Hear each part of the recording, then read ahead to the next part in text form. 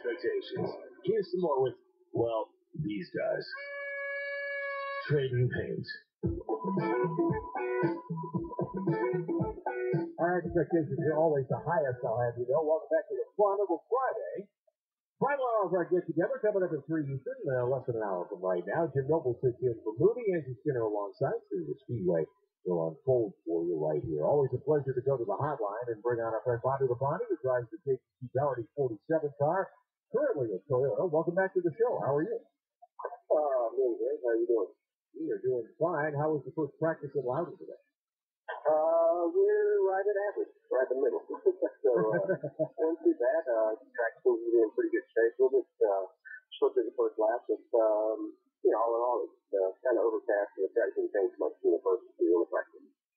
Well, I got to ask. I got a release a little while ago, and said the 47 is debating whether to stay at Michael Walker Racing or possibly pursuing other race teams to kind of be a partner with them. I just wondered where's Bobby Labonte through all this transaction? Well, everybody's committed to do the same thing together. And as far as the MWR scenario goes, I think that's, it just depends on, what their capacity is and everything as well. I mean, there's a lot of stuff happening there that the domino's got to fall, but, as far as I'm concerned, what I know is that, we're going to do basically the same thing, and, we would like to think that we were in the same shop that we were in last year, but there's a lot of things that's got to happen to make sure everything works out. So, time will tell on that. Hopefully we'll see. It's that time of year when a lot of things are up in the air, but it's great to know, and I'm sure it's comforting to you to know that they want you back in that car, because you certainly, had your things change in your career in the last several years. You moved around probably a lot more than you'd like to. Yeah, that's for sure. I shouldn't have left the first one. But yeah, that, I think there's a lot of good things that are going to come about for next year. So, all in all, I think there's, that's what you look forward to, and, put all your eggs in that basket to try to make that better. Well, the good part is, I know Bobby Labonte well enough to know that when you were at Joe Gibbs Racing, certainly you owned some of the major speedways and always represent the company. But the good part about you, no matter where you go, you always make the team better. And I wanted to ask you about your brother. A lot of people still care about what Terry's doing, and when I see you, I kind of look around to see if Terry's with you, because the brother combination has always been part of our sport, I think. Yeah, and you're exactly right.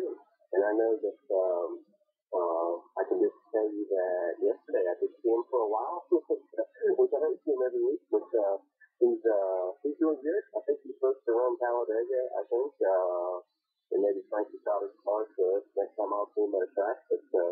But he's doing good. He's got a lot of things busy with his kids and doing some dirt late model racing. So anyway, yeah, he's doing real good.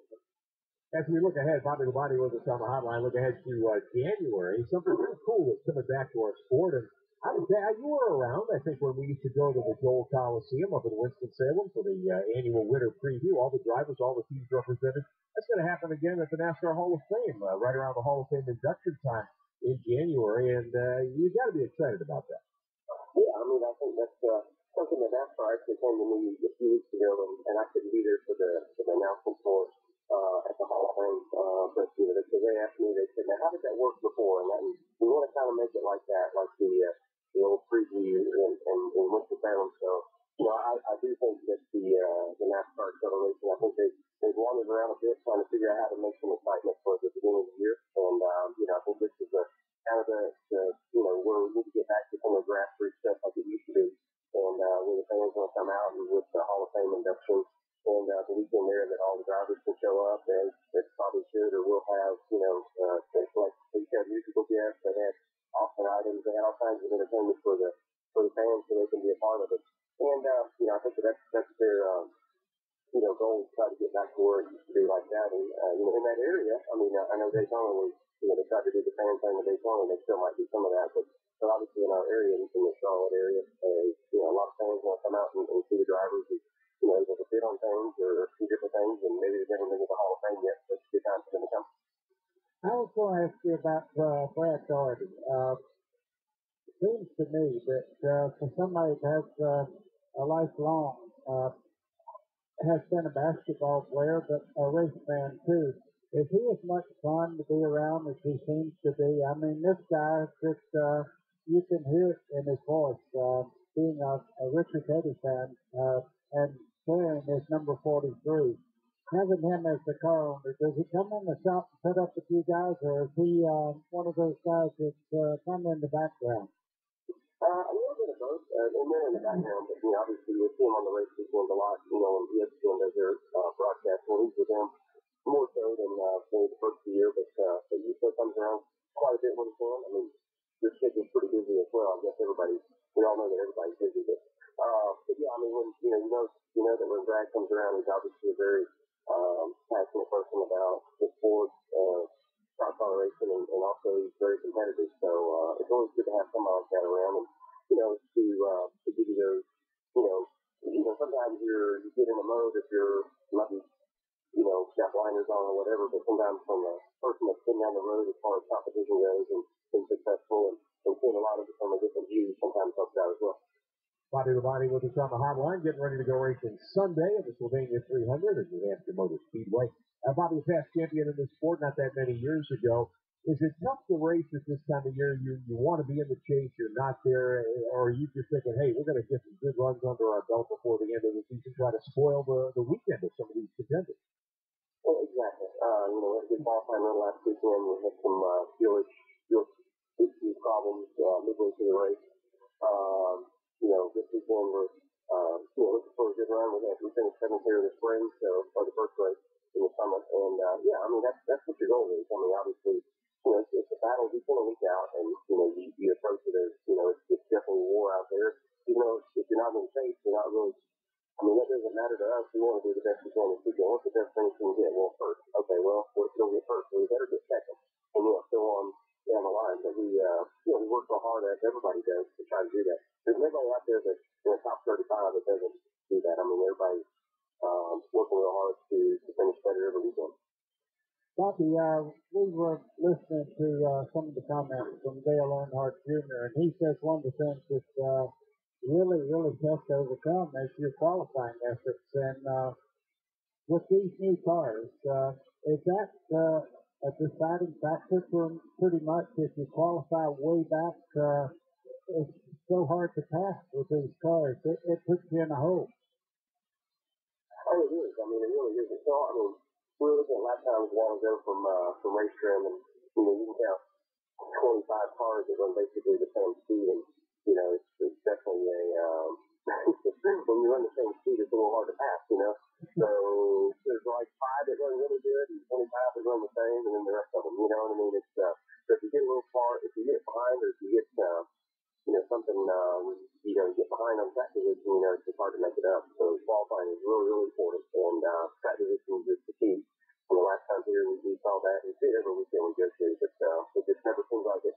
Never just for what we have with our race cars and tires and data and this and that. I mean, you see it week in and week out. It doesn't get to the point where track position doesn't mean anything for you because it always does. Yeah, it's one of those things that we try to take questions on. We do all the time and try to guide listeners just how important it is to be good all weekend long. If you guys dig yourself a deep hole on Friday or Saturday, it's pretty hard to recover on Sunday. And give us an assessment of what's going on at JCC Doherty this year. Your decision or the team's decision about whether to stay as an affiliate of Michael Waltrip Racing. They've obviously had their struggles. They've made a lot of changes. New competition director Scott Miller coming on board. Two key change for Martin Truex a little while ago. Their performance seems to have picked up some. Do you feel like the cars are getting better? Are you where you want to be? Is there plenty of potential there for next year? Yeah, I think, there's definitely enough potential is there for next year. Really excited about that. I mean, it's, I think sometimes it kind of comes and goes in cycles, and if you, in this sport the way it is nowadays, I mean, think of like second faster, that puts you in that other five. And, it's sometimes it's hard to get that simple to second. So it kind of comes and goes in cycles and you see that happen.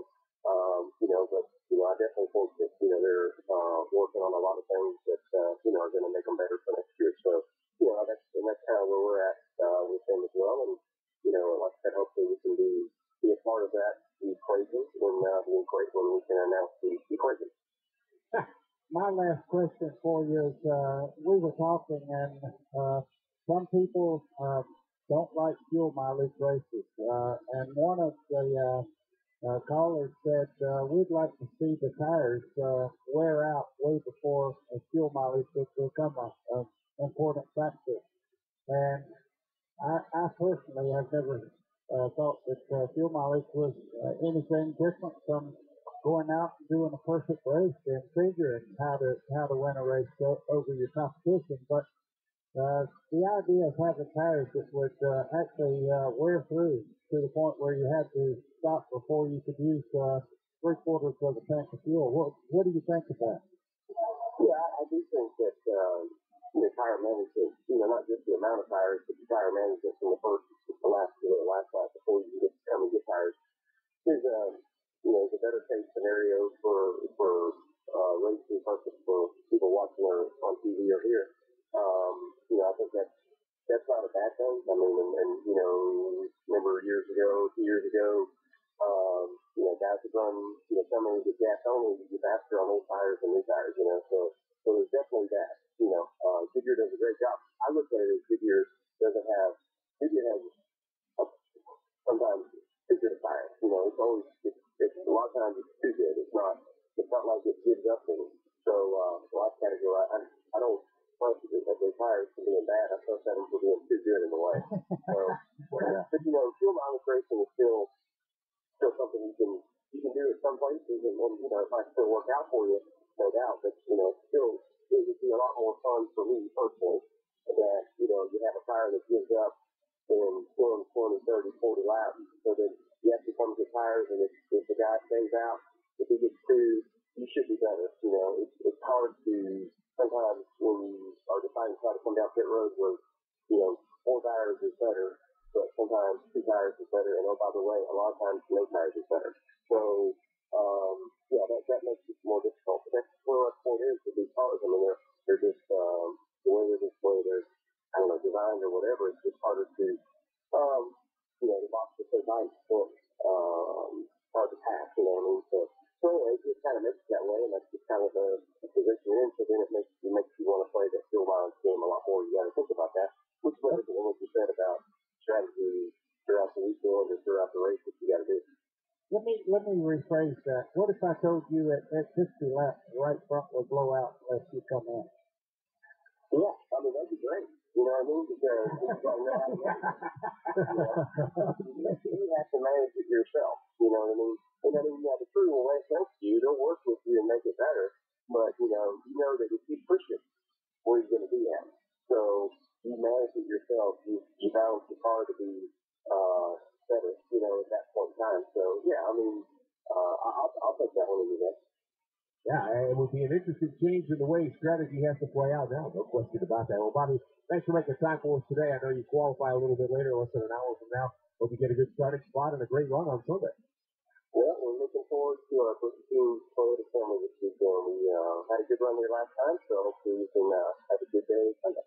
All right, sure hope it works out that way. And Bobby will be a part of the NASCAR Acceleration Preview, which comes up January 20th through the 22nd at the NASCAR Hall of Fame. Tickets are on sale right now. Go to Ticketmaster.com or 1-800-745-3000. Get your information, get your tickets. You can go to the Hall of Fame induction ceremony, meet and greet your favorite drivers, see the new race cars that will have a new look for Daytona and the 2012 season. Truck Series, Nationwide Series, and the 4-Star Sprint Cup Heroes will all be part of that at the NASCAR Hall of Fame complex. Third weekend of January this winter coming up, and we'll have plenty more on that for you on Sirius XM NASCAR Radio. 17 and a half